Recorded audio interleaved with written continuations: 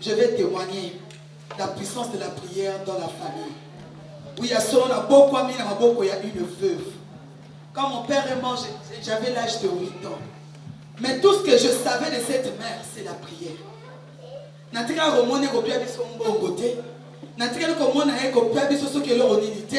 Elle ne savait que prier. Cette mère priait toute la nuit. Elle priait. Des fois même on disait, mais maman, tu vas prier jusqu'à quelle heure? Si je vais prier jusqu'à ce que je serai fatiguée, puis je vais dormir. Elle ne savait que prier. Et sa prière, la puissance qu'il y avait dans sa prière, on ne voyait pas des grands miracles, des paralytiques qui marchaient et quoi. Mais sa prière a produit en lui la crainte de Dieu. Je n'avais pas reçu le Seigneur à l'âge de 8 ans, 9 ans, 10 ans. Mais je vous assure, je marchais avec la crainte de Dieu. Si je suis en route, je vais faire quelque chose, je disais, ah, le Dieu de ma mère va me voir, le Dieu de ma mère. Et je marchais comme cela. J'ai étudié à l'internat. Il y avait une fois, on devait partir. C'était les grandes vacances, on retournait maintenant à l'internat.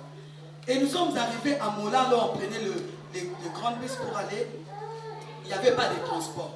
Alors ma mère nous a dit, nous allons partir jusqu'à Séléba. Elle tenait aux études. C'était une femme battante. Je crois maintenant, je suis sûre que c'était à cause de la prière. C'est la prière qui la rendait très forte. Alors, elle a dit, on doit partir à Séléba pour prendre le camion. Nous sommes arrivés là-bas. Moi, je regardais les camions. Les camions, ce n'était pas vraiment en bon état. Et puis, mes mamans, qui m'a vraiment bien été. Elle dit, j'ai un Dieu. Et ce Dieu-là va vous protéger. Effectivement, on a mis sur vos motos, c'est qui vraiment bien été. Elle dit, j'ai un Dieu. Vous devez étudier parce que moi, votre mère, j'ai étudié. Si je n'avais pas étudié, c'est une infirmière.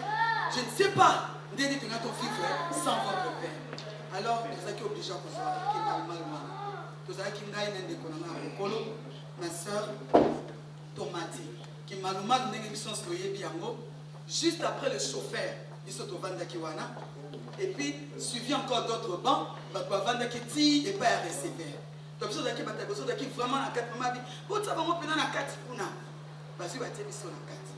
et quand on dépassait Kinshasa, de côté vers le bas Congo, il commençait à pleuvoir. Basu Batch, Batie, Nakimalumal de part et d'autres. Et dans un moment, notre mère nous avait dit, il faut chanter. Oui, il faut seulement chanter. Parce qu'on ne savait pas encore prier. Ainsi, nous avons 12 ans ou 13 ans. Prier, tous avons bon de la nature. Elle nous forçait, on y allait, mais le cœur n'y était pas. Alors, on a dit, ma soeur est en train de dormir.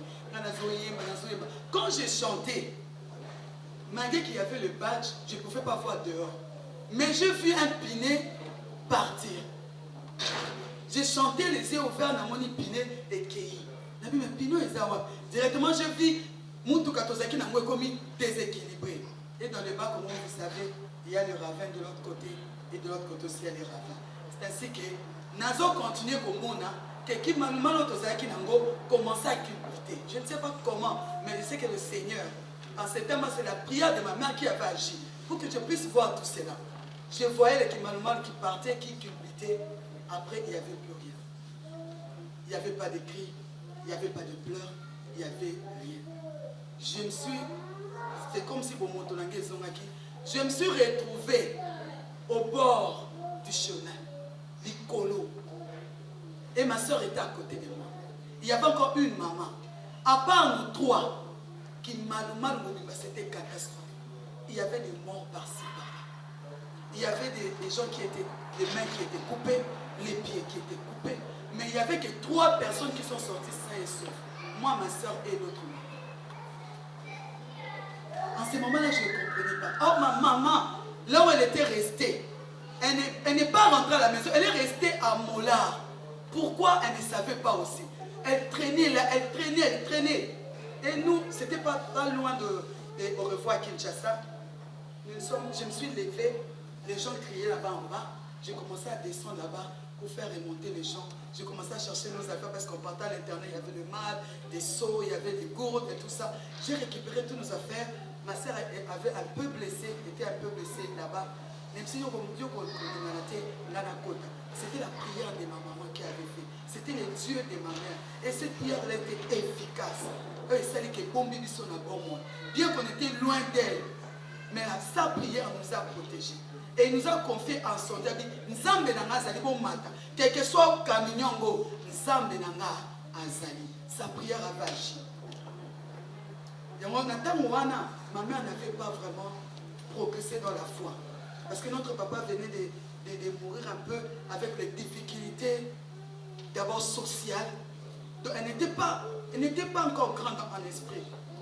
Mais la prière, même d'un bébé spirituel, peut agir efficacement.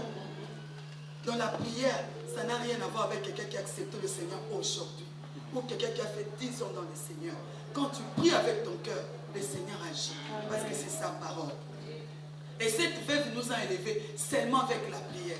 Jusqu'à ma dernière sœur, tous ont étudié. Tous sont des universitaires. C'est moi parce que mon mari m'avait. Et mon mari m'a pris quand j'étais en deuxième gradué en nutrition. C'est alors que je suis venue en Europe. Et même mes soeurs, mes frères, eux tous ont pris avec une veuve. Amen. Une veuve, mais avec une veuve qui savait prier. Elle n'avait que la prière. Même quand je voyageais, je connaissais déjà le Seigneur. Et elle avait vu aussi les choses que le Seigneur faisait à moi. Mais elle dit, tu n'as que le Seigneur. En Europe, tu n'as personne. J'avais personne.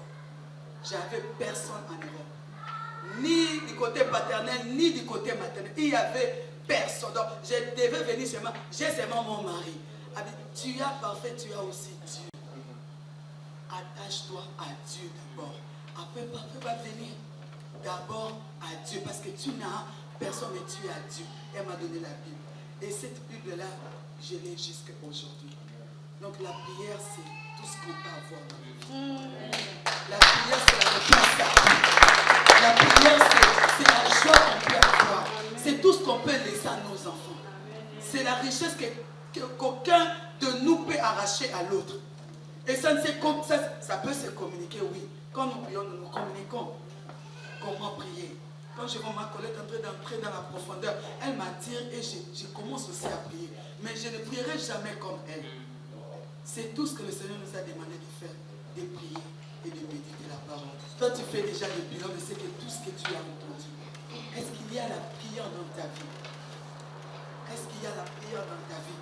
Avant que la prière agisse dans d'autres personnes, elle doit agir en toi. C'est la prière qui nous façonne. C'est la prière qui nous brise parce qu'elle nous révèle les choses qui sont cachées en nous-mêmes. Avant qu'elle nous révèle ce qui sont dans les autres, elle doit commencer par nous. Parce que nous devons être des vrais témoins. Elle doit d'abord nous façonner la prière que nous avons. Avant d'agir, avant qu'un paralytique marche, toi-même tu as des choses paralysées en toi. Ça doit marcher. Tu as des choses aveuglées en toi. Ça doit être vu. Nous n'avons que la prière. Je dis toujours à mes enfants, la prière. Maman, la prière c'est quoi? Je dis c'est le sang qui coule dans vos veines. C'est ça la prière. S'il n'y en a pas, le sang ne va pas couler. On va te voir, mais tu es mort. C'est ça la prière. Et le Seigneur m'avait mis à cœur de dire quelque chose. La prière sont mariées avec la foi. Une prière qui n'a pas la foi, ce n'est même pas une prière. Parce que quand nous prions, nous ne voyons pas Dieu. Mais nous croyons. Mais nous croyons. Et le Seigneur dit, est-ce que quand je reviendrai, trouverai-je la foi? Trouverai-je la foi? Parce que nos foi maintenant sont comparables à ce que nos yeux voient. Or la foi ne marche pas avec les yeux physiques, mais marche avec les yeux spirituels.